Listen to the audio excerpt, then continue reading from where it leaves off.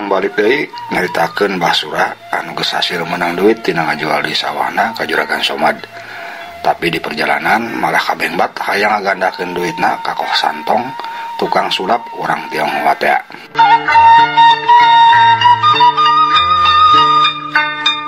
Kumaha Koh? Bisa teu duit kuring digandakeun supaya disababaraha kali tikel, cek Basura kadeng ngomong deui ka Koh Santong. Haya, itu duit abah dikabolohok ada berapa? Tanya si Koh Santong bari teu boleh ngarengeh bae. Basura ngalieu ka jalma nu tadi nganter ka manehna. Ngomong naon eta Koh Santong teh? Tanya Basura. Cek Koh Santong, abah boga duit sabaraha cenah? Tembal jalma nu nganterna tadi. Basura ngahulang mikir heula. Kudu kumaha ieu? Langsung bae kabeh, tah mending coba-coba saparuh heula. Gerentes Basura.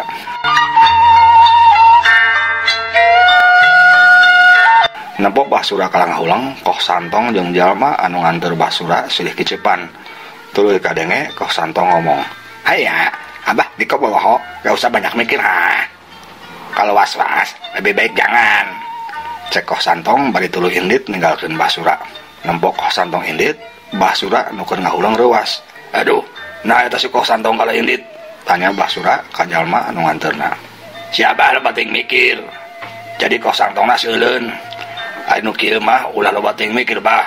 Hese deui neangan kasempatan kieu teh." Tembal eta jalma bari maen lagi tuluy indit. Atuh Basura beuki ruas bae. Pikirna manehna sieun teu jadi ngagandakeun duitna. Mang, tungguan Mang. Ieu kumaha abah yang ngagandakeun duit?" Cek Basura bari gugupay. Tapi jalma nu tadi teu ngaliek-liek acan. Terus bae katempo sasergel asup kana ringungan jalma-jalma anu loba. Basura embung tinggalin. Main lagi terus ngudag ilus sergeran kanu ngariung lobaan. Tapi zaman nu tadi geus teu katempo deui.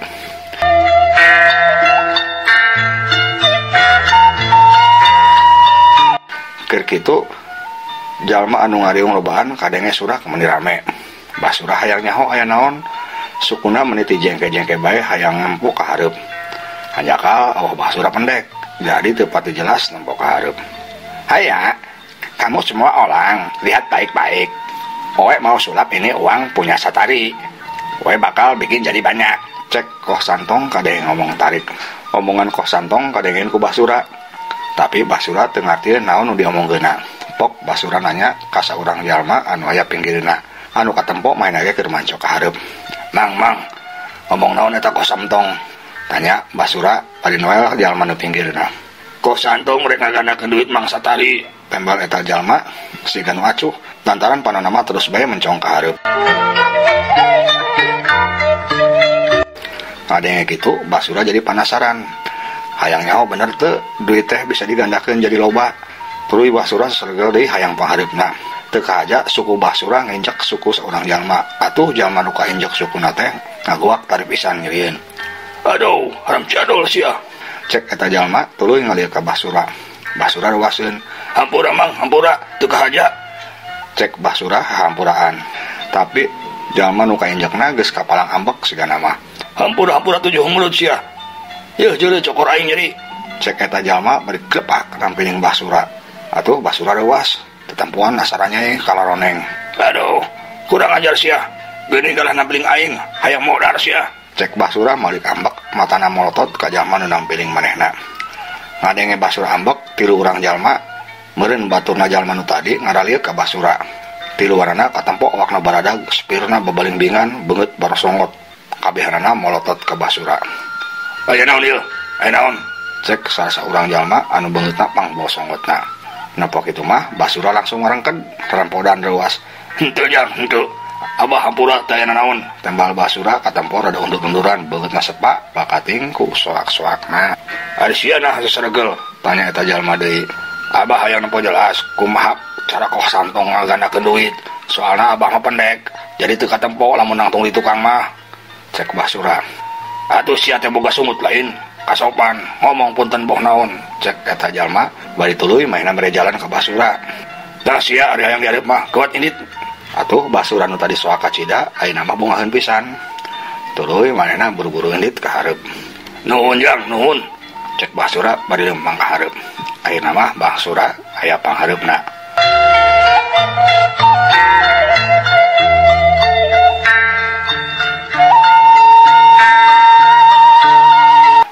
aya di hareup Basura langsung cingogo matana mencrong teu gejep-gejep ka Koh Santong anu keur nyimpen duit sababaraha lembar dina luhur meja.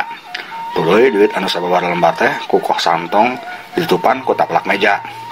Pok Koh Santong kadang ngomong, "Haya, mana Mang Satari mana?" "Hah?" cek Koh Santong. "Ieu kuring di dieu." Kadenge ti sela-sela anu ngariung aya nu nembalan. Ku Basura diliuk, breh katempo kumaha aya nu ngacungkeun leungeun. Tuluy kadenge Koh Santong ngomong deui, "Haya, kamu orang ini sini maju ke depan ha." Cek Koh Santong. Atuh jalma nu disebut Mang Satari teh maju ke hareup.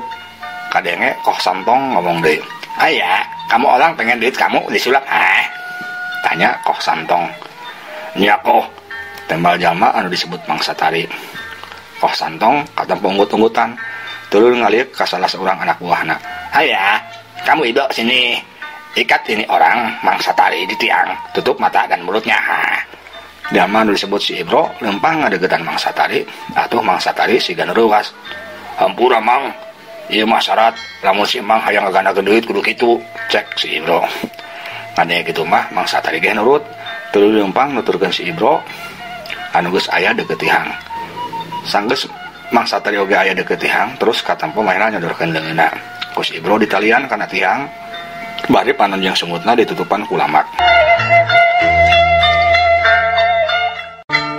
Eta kajadian kabeh ditempokeun ku Basura. Dada Basura karasa deg-degan. Manehna penasaran hayang nyaho naon anu bakal kajadian. Aneh-aneh bae, mangkara kudu jalian dina tiang sagala syaratna. "Ah, tapi keun aing hayang nyaho, penasaran aing, bener teu duitna bisa jadi loba?" cek kerentas Basura. Sabot Basura katempo keur manco ka Mang Satari anu keur ditalian, saurang anak buah Koh Santong buru-buru nunda duit lembaran loba pisan dihijikeun kana duit Mang Satari anu aya di luhur meja. Jadi ieu kajadian teu katempoeun ku Basura mah. Sanggeus beres, pok kadenge Koh Santong ngomong deui, "Haya, kamu semua orang lihat, owe bikin ini duit punya Mang Satari jadi banyak ha?" cek Koh Santong. Jalma-jalma kadenge surak mendirama pisan.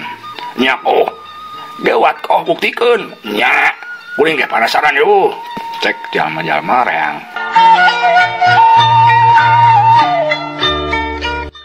Ari Basura katempo mencrong bae teu kicep-kicep ka Koh Santong hayang nyaho naon anu bakal kajadian. Teu lila kadenge Koh Santong siga maca jang-jawokan. "Cing cuang cang-cang.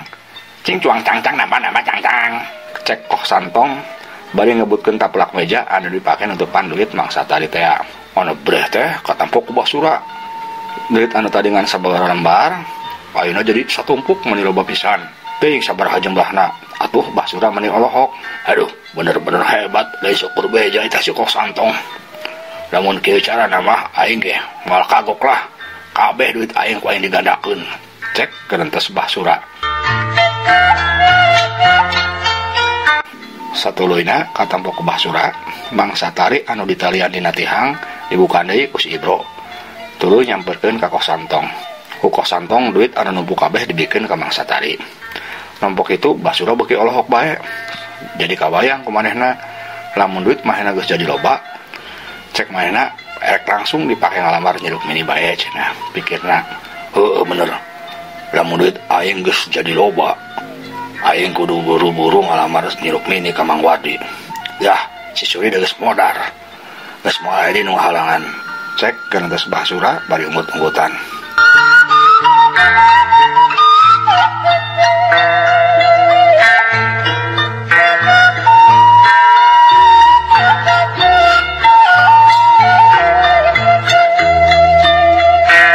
Geus teu mikir deui, Basura tuluy nyarenteng ka hareup nyampeurkeun ka Koh Santong. Ger jalma-jalma nu ngariung kadenge surak deui bae. "Abah ge hayang disulap Koh," cek Basura. Koh Santong ngaliuk tapi pura-pura acuh. "Haya, ada apa kamu Abah si Boloho?" tanya Koh Santong. "Duit Abah panggilapkeun," tembal Basura. "Haya, Abah biko Boloho punya duit berapa ha?" tanya Koh Santong. Basura ngaulang teu ngartieun omongan Koh Santong. Tapi keur kitu kurunyung datang jalma nu tadi nganter Basura. Atuh Basura teh bungaheun, tuluy nanyakeun ka eta jalma. "Syukur aya si Mang deui yeuh. Eta tadi naon cenah Koh Santong?" tanya Basura. "Abah boga duit sabaraha cenah?" tambal eta jalma. "Oh kitu, bejakeun Abah boga duit 100.000 kitu. Kuat bejakeun."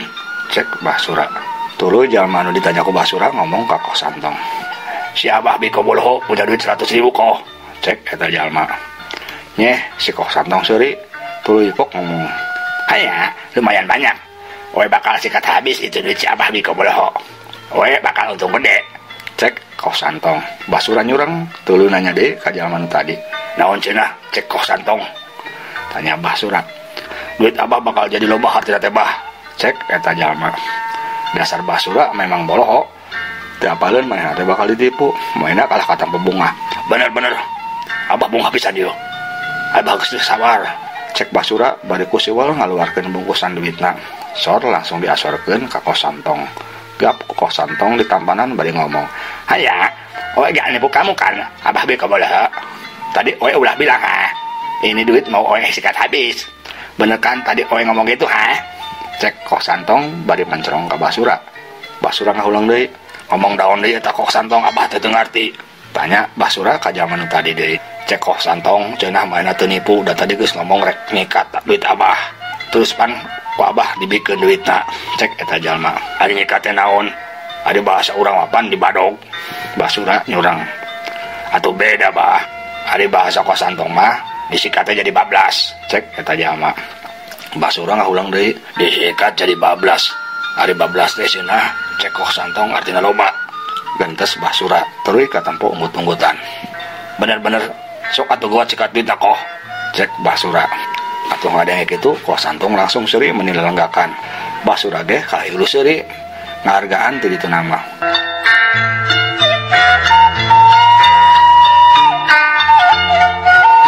Tuluy pok kadenge Kos Santong ngomong deui.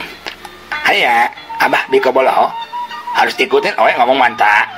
Cek Kos Santong. Jalma nu di pinggiran Kos Santong langsung nerangkeun. Cek Kos Santong, Abah kudu nurutan Kos Santong maca jang-jawakan cenah. Oh kitu, nya atuh sok.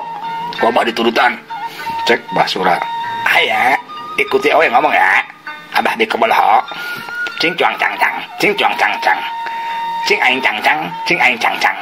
Cek Kos Santong. Cing aing cang cang, cing aing cang cang. Cek Basura nurutan ngomongan Kos Santong.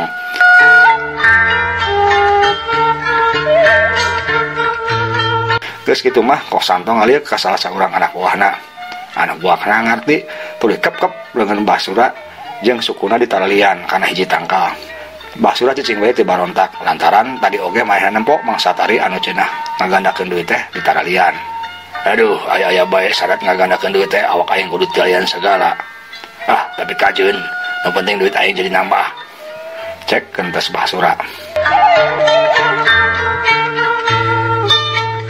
Sanggeus leungeunna ditaralian kana tangkal, sungut Basura oge disumpel ku lamak. Atuh Basura teh ayeuna mah geus siga bae tawanan. Nya leungeunna ditalian nya sungutna disumpel. Sanggeus beres kadenge Kos Santong ngomong mare parentah ka anak buahna. Aya, kamu olang semua. Ayo kita pergi. Beresin semua barang ya. Cek Kos Santong ke anak buahna. Teu kudu 2 kali parentah, sakabeh anak buah Kos Santong pada sibuk ringkes barang-barang anu aya di dia. Sanggeus beres, jalma-jalma anu aya di dinya katampo harindit. Saureng teh kabehan anu ngareong tadi teh anak buah Kos Santong. Malahan anu tadi nganter Basura oge anak buahna keneh. Aya, sekarang semua udah beres. Abah biko boloho. Wah kamu olang, mau oe bawa pulang ya. Kamsiah. Cek Kos Santong bari endit dituturkeun ku anak buahna. Malahan sigan ngajakeun deungeunna make dadah sagala rupa.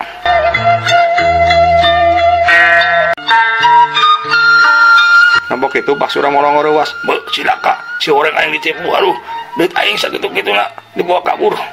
Gentes Basura. Akhirna mah Basura bener-bener apes deui bae. Rek ngagorowok sungkutna disumpel.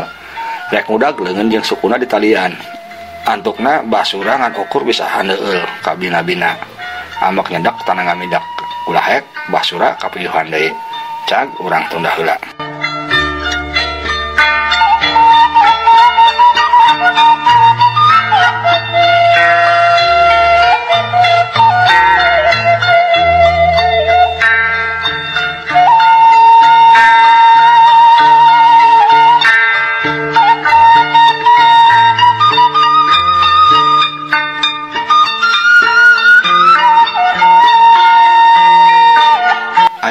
caturkeun kaayaan di lembur luhur. Harita panon poe geus hampir surup ka satukangan gunung. Cahaya layung geus mimiti hibar, sora tonggeret jeung cari cangkas kadenge patembalan dialokan ku sora bangkong jeung cahaya di pinggir sawah.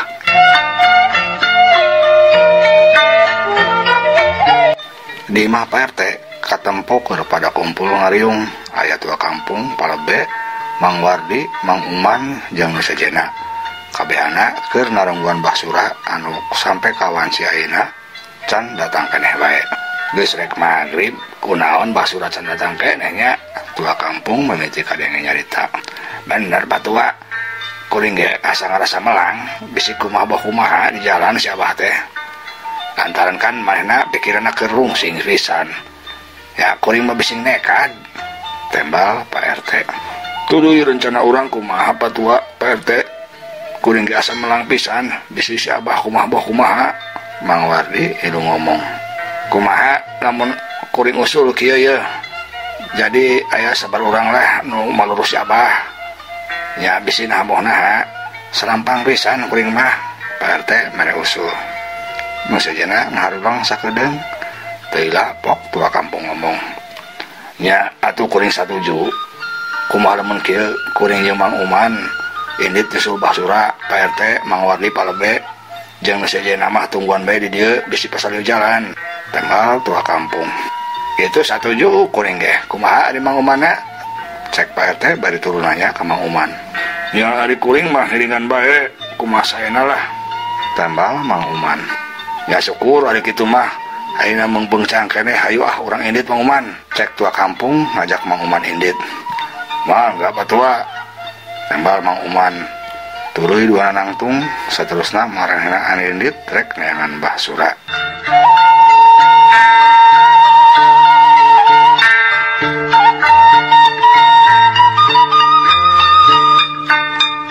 Gancangna carita caturkeun kaayaan geus liwat Isya. Basura can datang keneh bae kitu deui tua kampung jeung Mang Uman anu nyusulna can marulang. Atuh Pak RT Palebe jeung Mang Wardi meuli arep-arepeun. Kumaha ieu Pak RT si abah can dongkap keneh atuh. Patua kampung sareng Mang Uman anu nyusulna duka kamarana. Cek Palebe. Buku Palebe. Kuring diasal 5 tahun ieu teh ieu. Keur mah keung deui bisi kajadian kos peuting. Tembal Pak RT.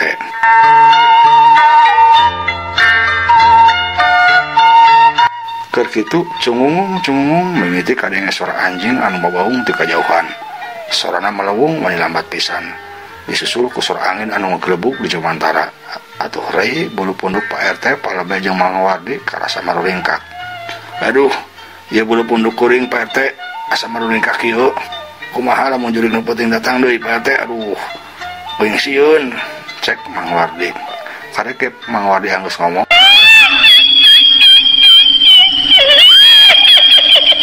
Kadenge aya suara awewe nu nyikikik. Mimitina eta suara nu seuri kadenge rada jauh. Beuki lila asa beuki tambah ngadeuketan. Ngadenge kitu Pak RT Palebe jeung Mang Wardi beuki tambah soak bae. Awakna karasa leuleus tuburna nyorojod. Malah Pak RT langsung dikurubung ku sarungna nyuuh. Mang Wardi oge sawa ari Palebe kalah ngadon ngubus kana hadapeun beuteung Pak RT.